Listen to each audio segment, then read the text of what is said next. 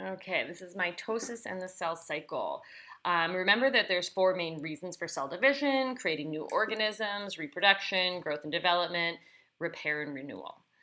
You should know all of these terms now. Mitosis is when you when you replicate your DNA followed by one cell division to create two identical daughter cells.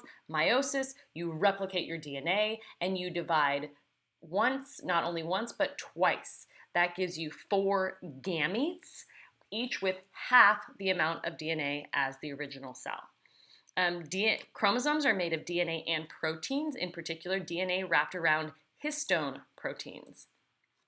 Cells must replicate their DNA prior to cell division.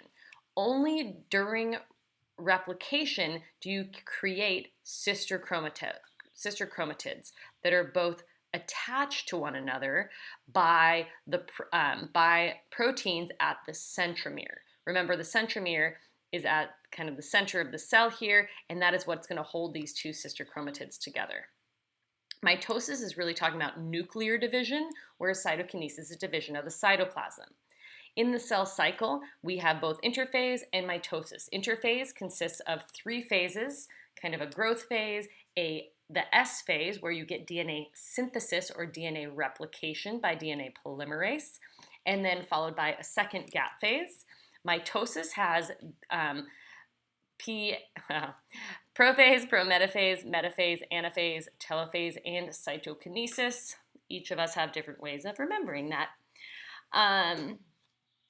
Interphase, the nuclear envelope is still there. DNA is replicated. That is when you're going to get each new strand held together, the two sisters held together at the centromeres. Individual chromosomes cannot be seen.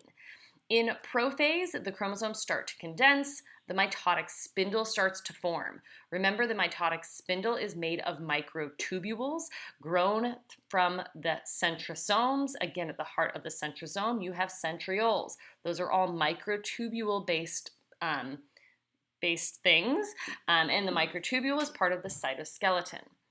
Centrosomes start moving to opposite sides, and the nucleolus starts disappearing.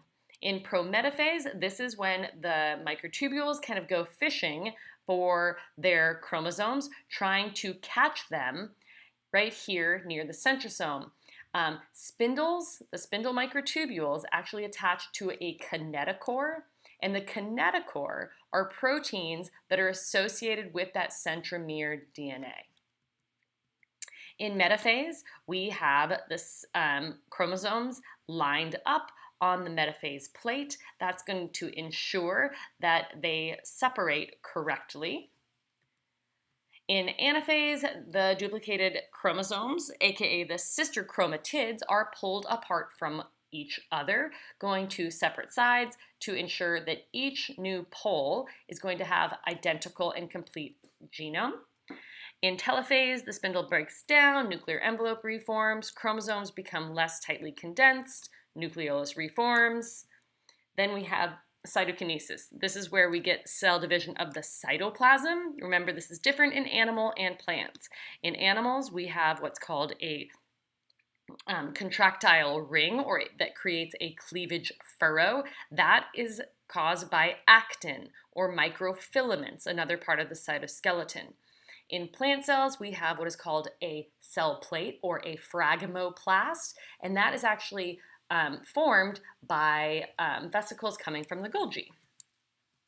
Okay, mitotic spindles are very dynamic, and they are growing and shrinking all of the time. And there's an experiment that proves that the microtubules are actually shrinking from where they are attached to the kinetochore, which is an unexpected result.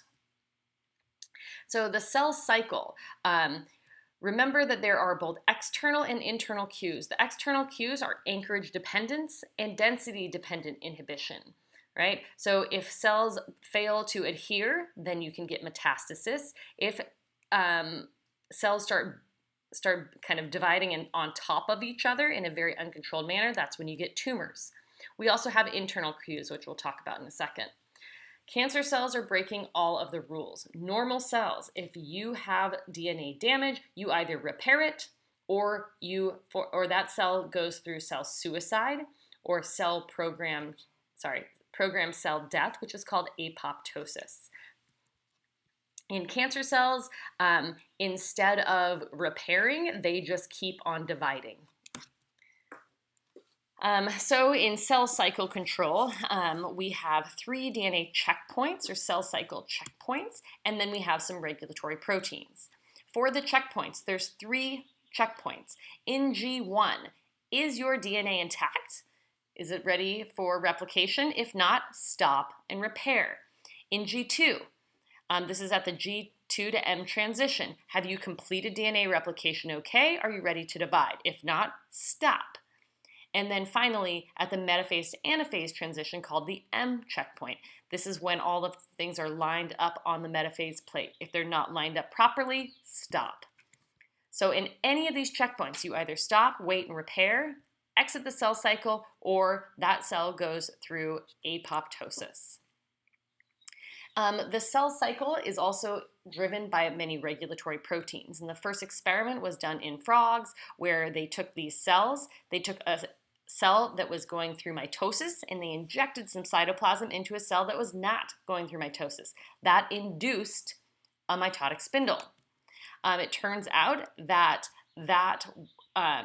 they were on kind of a race to figure out what that factor was that was in mitotic cells that caused spindle formation, and they called that maturation promoting factor. We now know that that is CDK activity.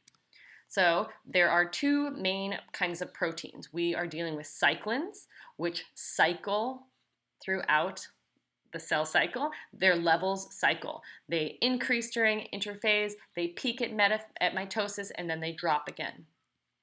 When they're highly accumulated here in mitosis, they will bind to cyclin-dependent kinases. That, remember, a kinase is something that is an enzyme that will phosphorylate things or stick a phosphate group onto something. Those are very important for signaling. Cyclin-dependent kinases, the signaling that they drive is movement through the cell cycle. So as cyclin accumulates during interphase, at these peak levels, it binds CDK. That is what we call maturation promoting factor. After mitosis, cyclin gets degraded, and CDK levels never change. They're only activated when you get cyclin accumulation and binding. 2 things to do with cancer here.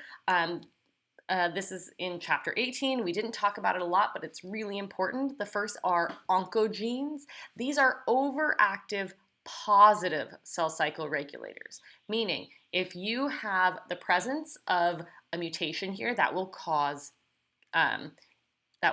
cancer. So oncogene activation is like pushing down on the gas pedal, right? The gene is now saying keep dividing, keep dividing, keep dividing, right?